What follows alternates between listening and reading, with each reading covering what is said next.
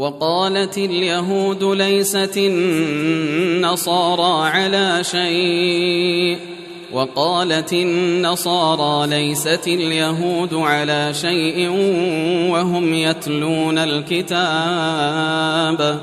كذلك قال الذين لا يعلمون مثل قولهم فالله يحكم بينهم يوم القيامة فيما كانوا فيه يختلفون ومن أظلم ممن منع مساجد الله أن يذكر فيها اسمه وسعى في خرابها أولئك ما كان لهم أن يدخلوها إلا خائفين لهم في الدنيا خزي ولهم في الآخرة عذاب عظيم ولله المشرق والمغرب فأينما تولوا فثم وجه الله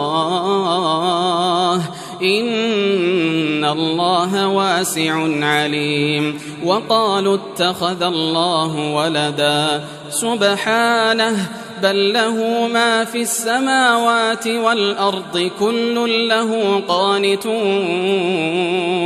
بديع السماوات والأرض وإذا قضى أمرا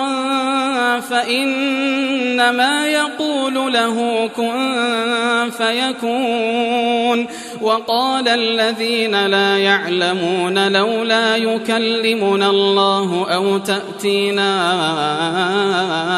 آية كذلك قال الذين من قبلهم مثل قولهم تشابهت قلوبهم قد بينا الآيات لقوم يوقنون إنا أرسلناك بالحق بشيرا ونذيرا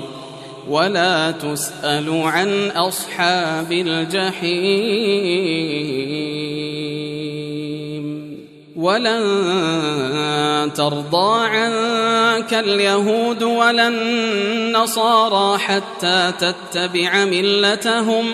قل إن هدى الله هو الهدى ولئن اتبعت أهواءهم بعد الذي جاءك من العلم ما لك من الله من ولي ولا نصير الذين آتيناهم الكتاب يتلونه حق تلاوته أولئك يؤمنون به ومن يكفر به فأولئك هم الخاسرون